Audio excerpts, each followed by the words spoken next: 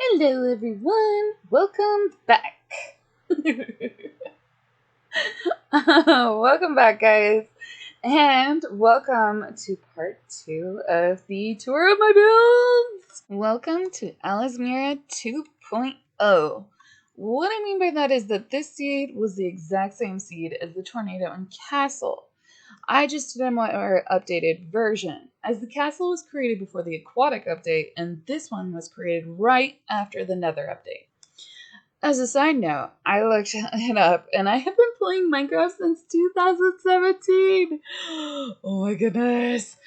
One thing of note here is that this is the spawn area of the castle and tornado. But in this seed, the castle and tornado were 15-minute train car ride through the nether, so it wasn't close, and I have never seen the updated version of that area for now. Again, that was a different world generation though.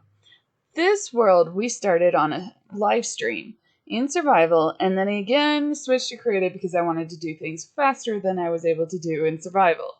Let's take a look at this world. First up is the Christmas tree, where you can only see the stump because that is as far as I got to building the tree. But you can see presents, which actually do give me things because these are actually farms. First one is the Netherwort farm. This is my Netherwort farm, and it's not very well done. I am not going to take you in there. It's kind of a mess. It was rudimentary farm for me, and I've learned much better since then and become a lot more creative since then. My next farm is the sheep farm. So see the little sheepy in there? Yes. And I'm actually proud of this one because this was my first redstone farm. I created it without any help from a tutorial. I saw what others were doing, and then I found my own way of doing something similar. And it is compact. There's 2 different farms in here of sheep. And I just have the white and the black currently because I needed black for another one of my designs, which I will talk about in a moment.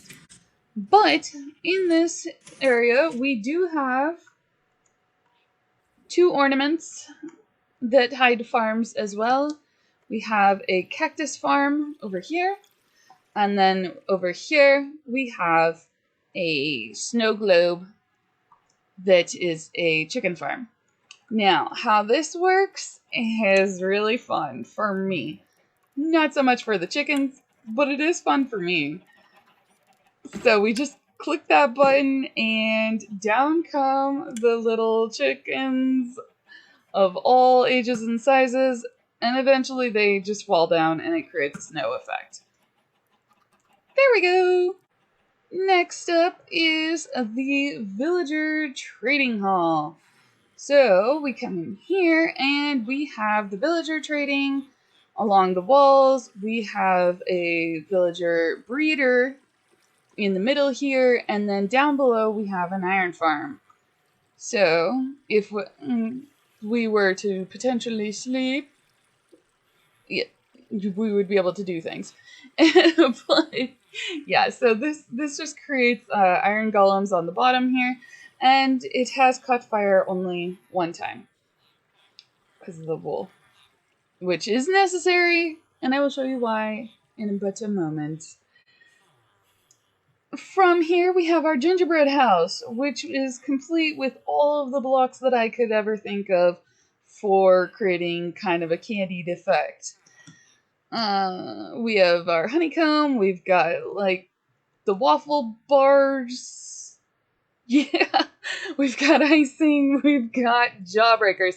My favorite is the jawbreaker, but that is split in 2. We've got Laffy Taffy here, all kinds of goodness, and we even have peppermints. So that's my take on peppermints. This is not an actual farm. It was just created to hide the mountain that you can see behind here. However, if we come further up, you can see Santa and his reindeers. So if we come up here, you do see Santa, who is about to be hit by lightning. Oh no. Oh no, oh no. because this is a mob farm. This is a mob farm.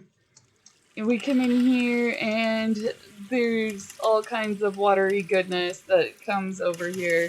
We have the exact reason why the iron farm is made out of glass. Our petrified wood tree creates this nice little effect that I really enjoy quite a bit.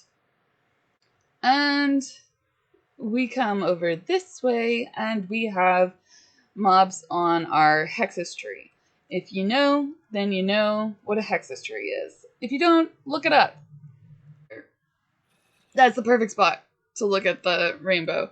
This rainbow was crazy in its weirdness because it definitely did not need to be built this way.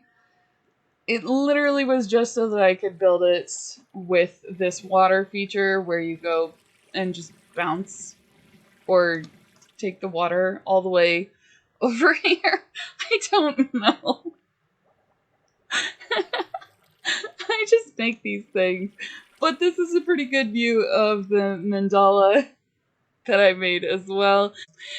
Yes, I created this giant tree to house a bee farm and a flower farm. The whole tree is sadly unfinished, and it takes hours upon hours, even in creative mode. However, we have more builds to do, so let's go take a look at those. This is my nether.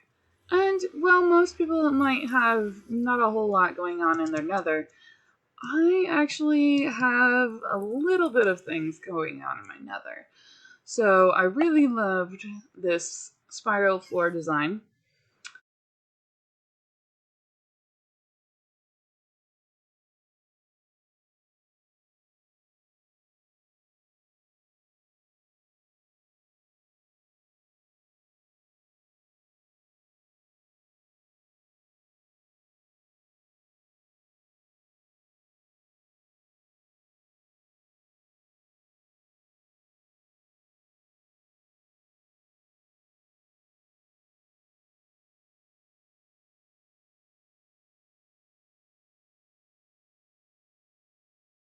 This is our last place of note in this world. This is where our farms are located. So as you can see, we have a sugarcane farm. We have over here a wheat field. We have another flower farm over here, and that is powered by a melon farm.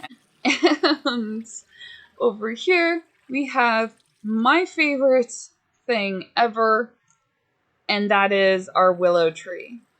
Now, this is not a normal willow tree. This is actually a pumpkin farm. Does it produce a huge amount? No, but I don't need a huge amount. That is going to do it for this world. Let's go take a look at a purely survival world.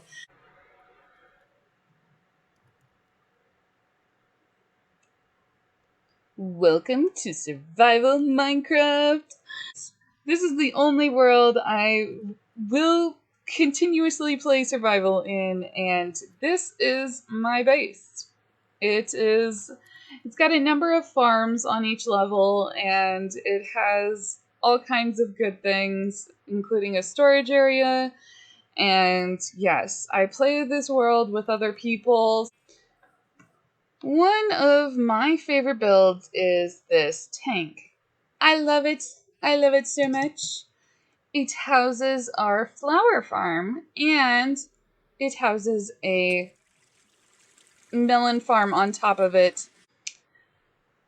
We're just gonna go and yeah, I decided that the tank needed somewhere for it to go. It's a tank. And so that began a year and a half building, caving out process of extremes, and leads to this area down below, where we are building a upside down castle.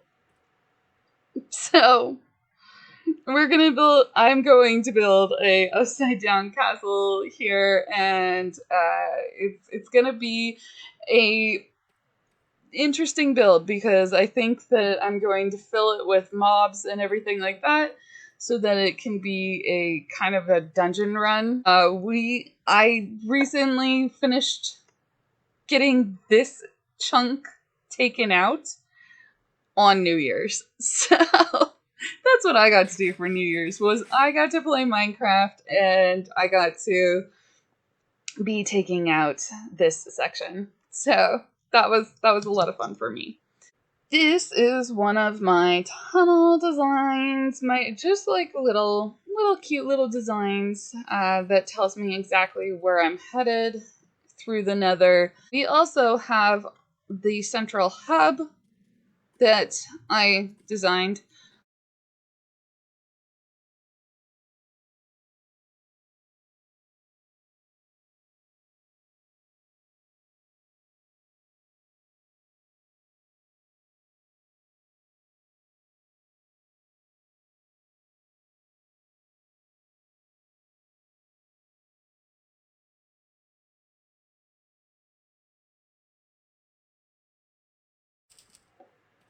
This is more of everybody base. And in here is our trading hall, which I did the flooring for.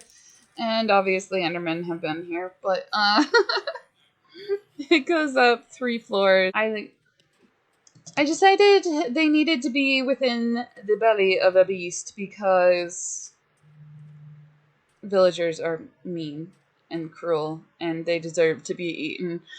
I just wanted to create something really kind of fun. So we created a flower and we created a path up and an AFK platform. And yeah, you can walk all over the flower. And so the iron golems, they spawn and then they fall and they burn. Like I said, normal farm. I didn't come up with the design, so, and I don't know exactly who did. But essentially, from the iron golems falling, they fall and create the blood pool. So yeah, I have a twisted, morbid sense of humor. If you guys haven't figured that out,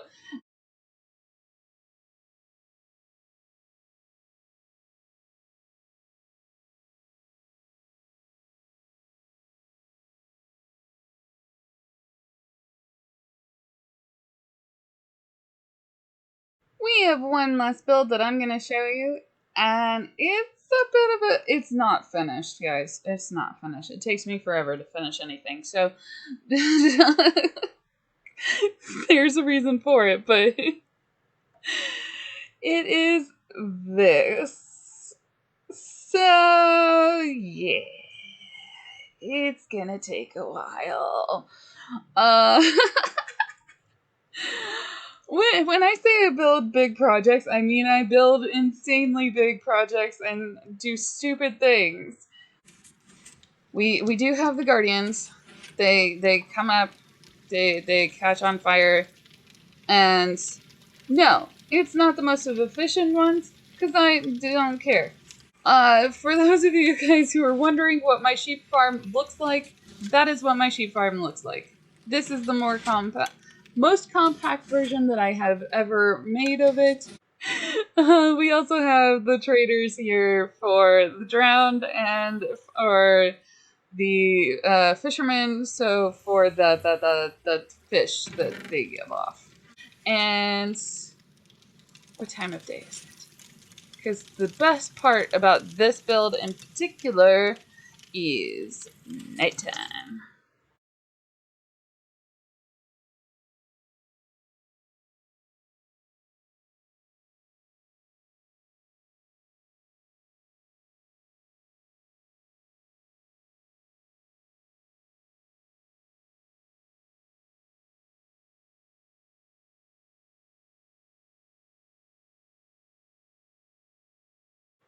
Like, comment, subscribe if you guys want to see my next video.